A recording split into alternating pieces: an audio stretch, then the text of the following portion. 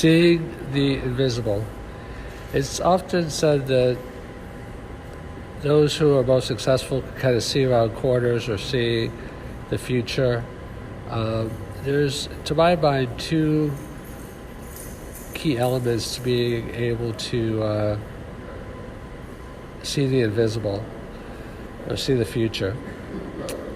And obviously, there's also the famous expression that the easiest way to see the future is to create it. I'm not talking about that per se. I'm talking more in terms of like having insight into what's coming. The first way to see the future is to see the invisible, is to step outside of your own mind. What happens is our minds have certain thoughts and ideas and beliefs, but there's a lot that we're not aware of in our own thinking, and sometimes we rely too much on our own beliefs. So one way that I step out of my own mind is actually going out and observing in the world. Sometimes I think I have a good understanding of a topic. I mean, some people call this market research, but it's basically testing out your assumptions, because a lot of times there's a lot of things in the world that you're not aware of. There's a famous book, I'm forgetting the title right now, but it says that people that explore more options are more successful because you get more information. What happens is a lot of times people are kind of in their own little bubble, and as the famous expression says, you don't know what you don't know.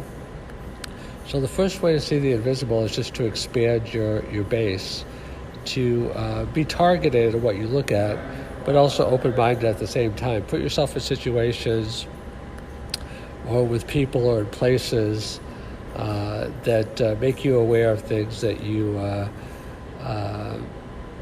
not ordinarily aware of. The second way to see the invisible is kind of through mental modeling, to kind of like go to first principles like Elon Musk does. Discipline yourself in your own thinking, like question everything that you believe about a topic, even write it down on paper. I believe this, I believe this, I believe this, I believe this. And then question, why do I believe this? How do I know that it's true?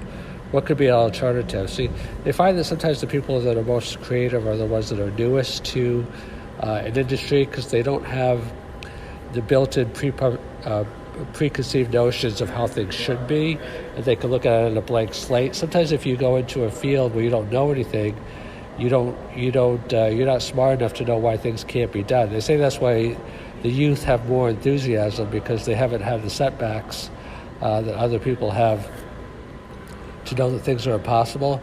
You have to have some sense of what exists. They say the greatest creativity comes from those that understand their field but are not beholden to it. Sometimes if you have too much invested in something, too much experience in a field, that can hold you back from, it's kind of like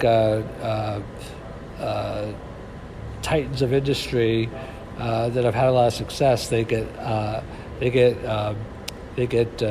supplanted by companies that are newer and have new ways of doing things, because they are not invested in the legacy systems that the successful companies are. So just to kind of recap, the two ways to see the invisible: one is to get outside your bubble, get outside your mind, learn new things, meet new people. And the second way is to question all of your assumptions, develop the tools to be very disciplined in your thinking so that you can create things in a more rigorous way. The reason why this is important, I want to focus on that a little bit, is because we can't know reality in and of itself apart from our own minds through our neural mechanisms. So our models are critically important. Like science is basically just one model supplanting another model, supplanting another model, as we find out what works and doesn't work. So in order to do that, you have to be okay with not knowing everything, and you also have to develop systems by which you can kind of know whether you know something for sure or less than sure. The podcast you just heard was made using Anchor. Ever thought about making your own podcast? Anchor makes it really easy for anyone to get started. It's a one-stop shop for recording, hosting, and distributing podcasts. Best of all, it's 100% free. Sign up now at anchor.fm/new. That's anchor.fm/new to get started.